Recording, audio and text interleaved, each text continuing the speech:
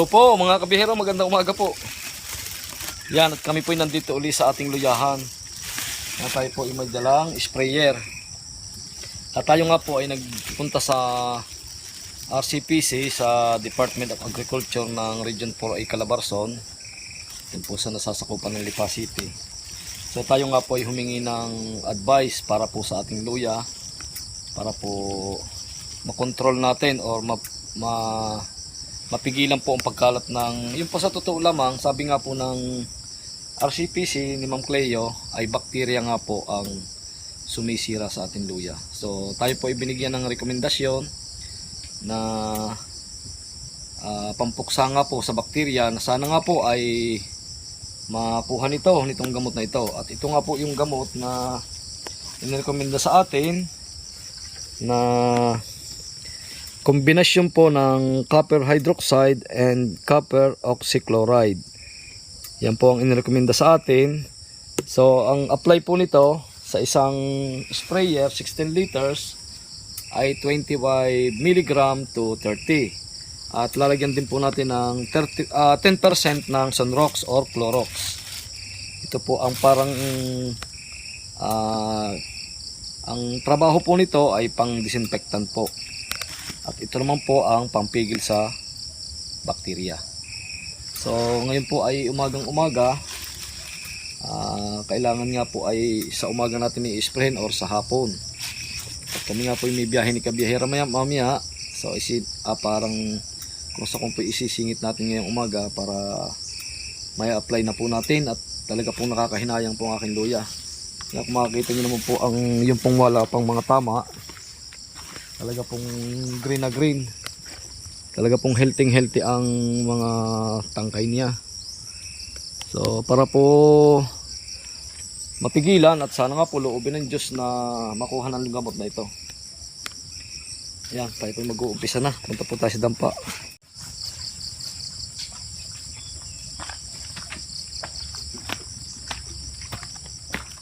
So yun nga po, nandito tayo sa ating papayahan. At parang pakikita ko lang po sa inyo. I-update ko po kayo. At pinalilinisan po ulit natin kay Emer. Ang ganda ng puno ni Emer. Ito po, itong mga linis na. Yung mamang puno ang lalaki. Tingnan mo. Oh. Ang lapad ng dahon. Basta yung basta nagbabayulit ang puno, yan ang sinyalis na talagang maganda, healthy siya. Imer, nakapag-umpisa ka sa sa gabay? Tapos na yan. Ako tutulungan mo muna din At ating bubungkalin yung mga naninilaw at i-sprayhan ka. Binigyan ako ng gamot ng ng DA. Yan po, bago po tayo mag-spray ay may pipino pong malalaki ating kukuhanin. Ipisin po natin. Dalawa atay nabunga nga ay kahit kanlaw.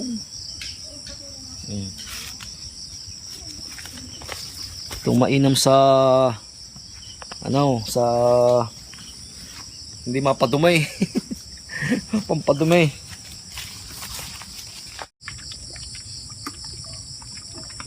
Tsaka siyang takluban ng Clorox, taklob ng Clorox. May contest din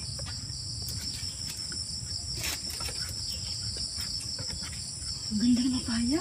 Katuwa. Ano po ginabunuhan?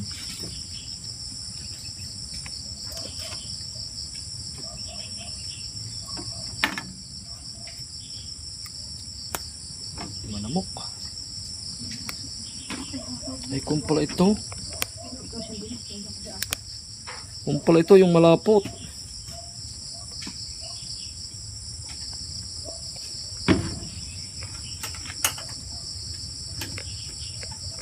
Anong tubig ay kaimer pala rin?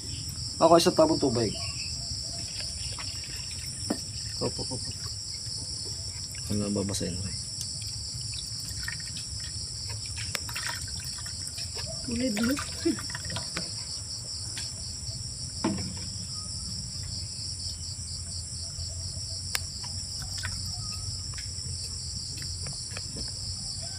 Tsaka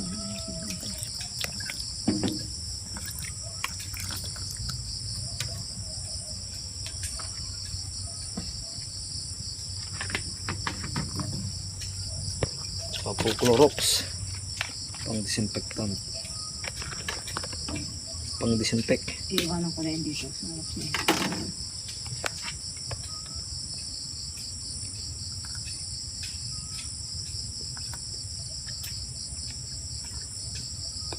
Yan, tansya-tansya na lang po. Ang Clorox. Ano pa kaya? Pupunuin natin. Huwag mo lang at ako magsasali.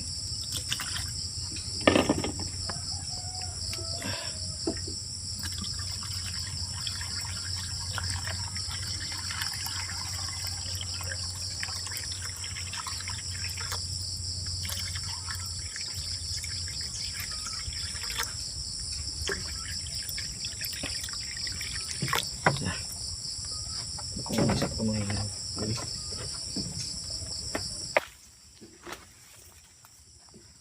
So yan pong area yan ng sobrang na-apekto. Unahin muna natin pa isa-isa. Ang unahin po natin yung pa isa-isa muna siyempre. Ito ay malaki na nga po ang damage nito. So bago tayo unahin natin yung pa isa-isa para ibig sabihin mas mahigpit po ang usok yung bakterya dito para hindi masyadong kumalat. Unahin natin yung pa isa-isa. Ang turo nga po sa atin ni Ma'am Cleo ay bubunutin natin, aalisin natin yung mga affected na puno. At pagka po nabunot natin, sabay spray na po. Yun po ang turo sa atin. Yan, tanggal niya. Yan. Tahan-tahan, huwag pakakakuan eh. Bunutin mo na. Ipanin lahat. Oo.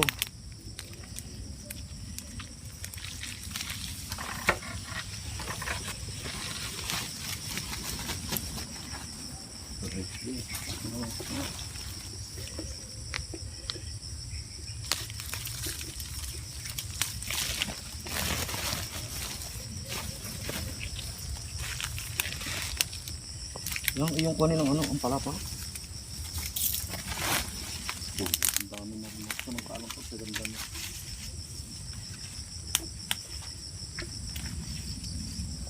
Kaya ng lupa ay para hindi pumalat. Ayun na yan. No. Mga pipigilan pa, isayang eh.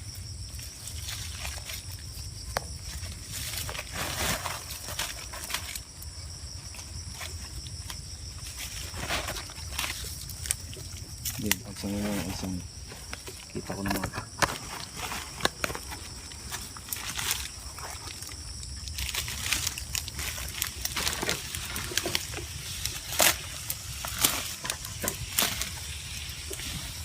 So yung mga hindi pa affected na mga infected na puno, ating isprayhan na rin yung malapit sa nagkatama.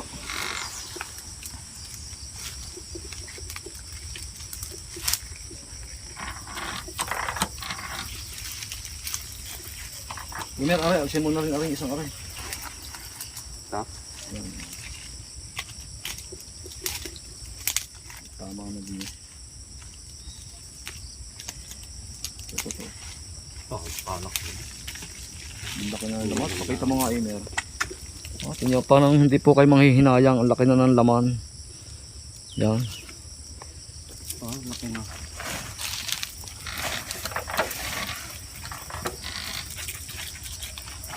Bakterya talaga nakadali.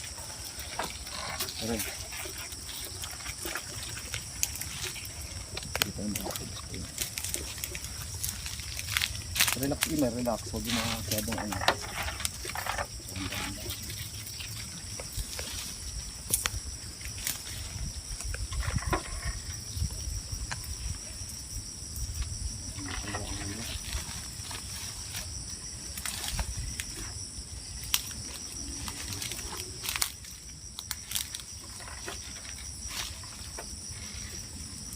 samantalang si walang pa tama-tama dati ano yun.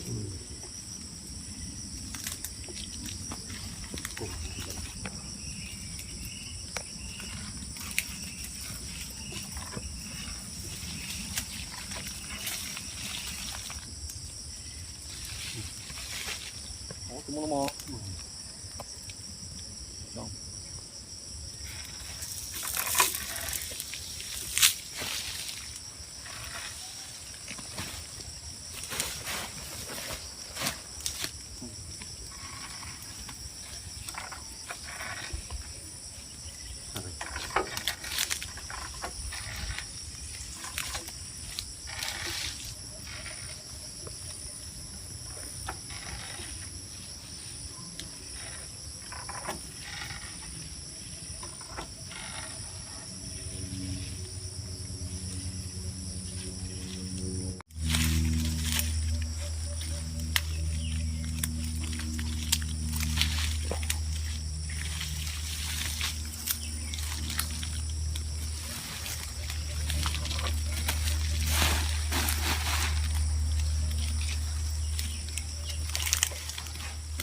Mas magaling pa pala ang virus.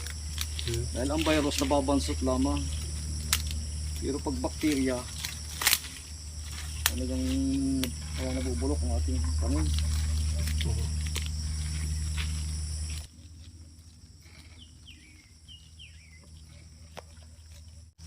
Yeah, katulad na rin, oh.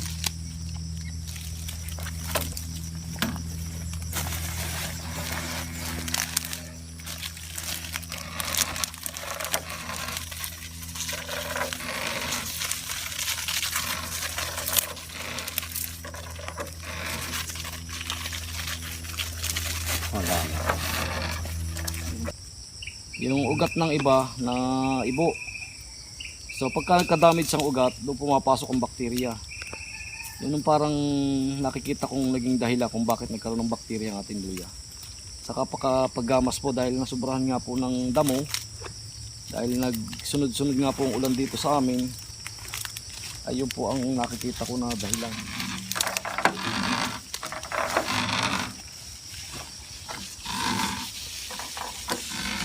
Kaya masama din pagka sobrang maulan.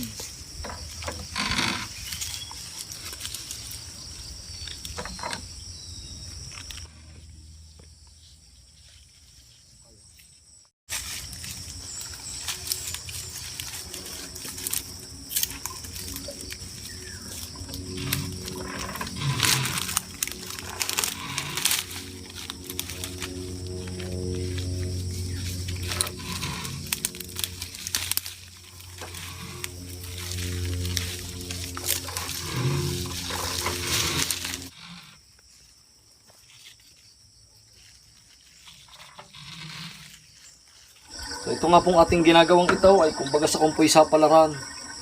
Kung siya po ay nakaka-recover o hindi man, ay yun po ating pasasalamatan at kumbaga sa kumpoy yun ang kaloob sa atin. Ito naman pong ating luyang ito ay naka-insured. Yun nga pong kagandahan dito sa ating sa Batangas, sa sakupan ng Region 4 ay Calabarzon. Na kung sakali nga po at kay may mga crop na ganyan, crops, ay nai-insured po sa Department of Agriculture. So yun po ay kung sakalit halimbawa nagkaroon nga po ng aberya ang ating halaman, ay tayo po ay natutulungan nila. So hindi naman po dapat na mangyari yun na masira ang ating mga halaman, dahil dapat nga po ay ma-harvest natin at ma-consume po ng ating mga kababayan. Kaya medyo malungkot po pero kailangan tanggapin. Talaga pong ganyan ang naghahalaman.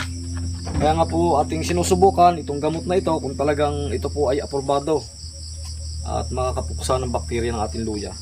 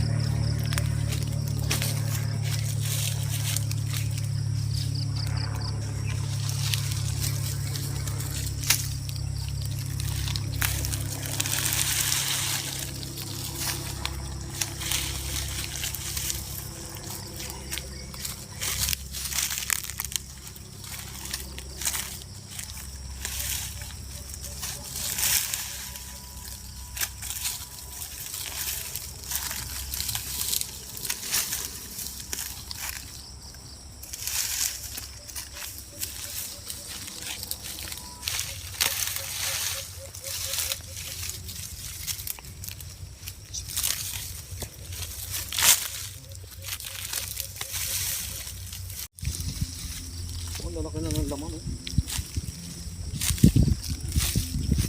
Ano yung dyan?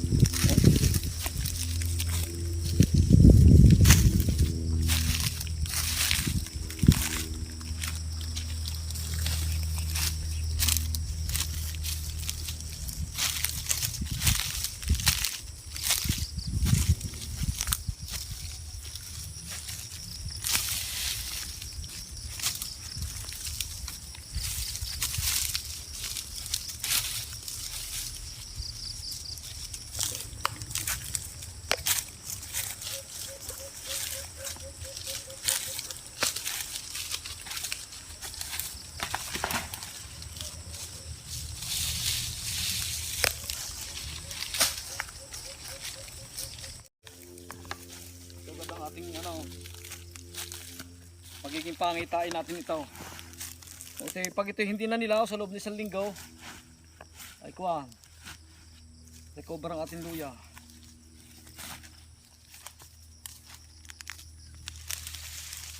Binhi ito ni na parang tayo. Binhi yata meron na rin.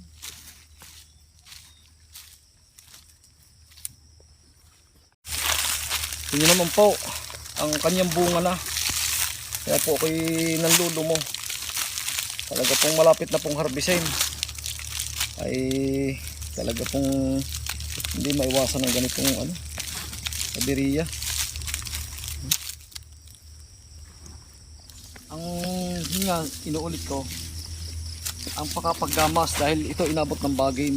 Yung mga bagin puti yan katulad dito. Hindi naman po naiwasan. Gawa ng sobrang nga po ang ulan. Ito ang gantong bagin. Marami na nga po yung naalis namin pumulupot na sa puno. Siyempre, pag inaalis natin ito, naibuong puno. Napuputol minsan ng ugat. So yun, doon pumasok ang bakterya. Kailangan talaga sa luya, plot by plot. Para habang siya lumalaki, maaagad ng ating gamas. Hindi yung mapapasok natin. So yun naman po ay magagawa ng paraan ng ganyan. Talaga po ang pinagpaplanuhan. Medyo tayo nga lang po ay medyo sumablay po ng kaunti sa diskarte dito. Kapag land preparation. Hindi po yun po ang sinasabi ko. Hindi naman po lahat ng ating sinasabi ay good. Kailangan po ipakita din natin yung bad. Dahil katulad nga po natin ng ating mga viewers na nagtatanim din nga po ng ganitong mga crops ay para po maging guide nila na kung sakali sila magtatanim ay makita nila yung good na ginagawa natin at yung bad na nararanasan natin. Siyempre ganyan po talaga nagtatanim. Hindi lang naman po tayo nakakaranas ng ganyan. Marami po mga kababayan natin ang nakaka-experience ng ganitong senaryo. Ay wala pong, yun nga, sana itong gamot na ibinigay sa atin ng RCPC ay maging isang susi para maiwasan ang sakit ng ganitong pasik or eltor dahil sa bakterya. Spray again. Po tayong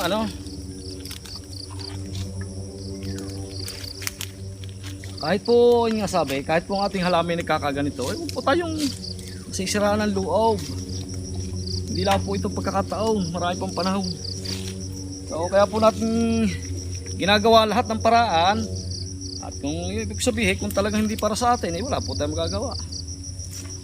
So itatanggapin na lang po ng maluwag.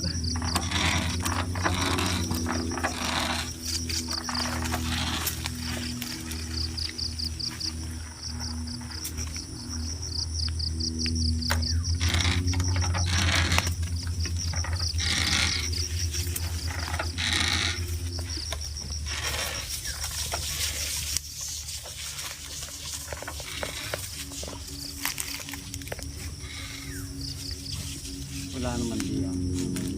Wala Wala naman. Ayan nga po.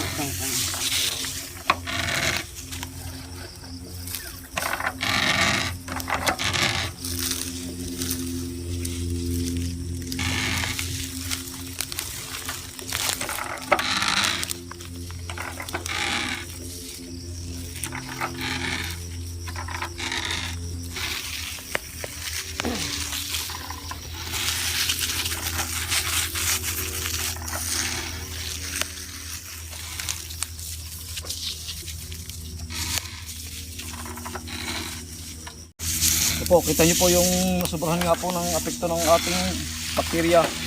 Talaga pong ubos. Watch out!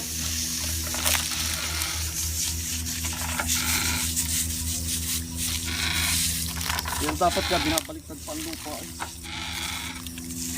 May lulugan.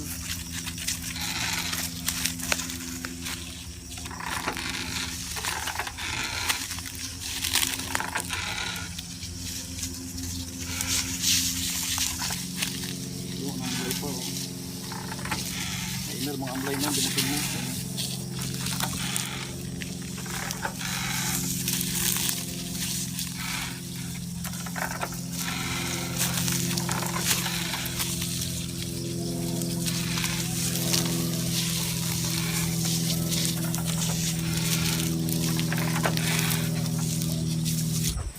At yan po, nakatapos na po tayo mag-spray.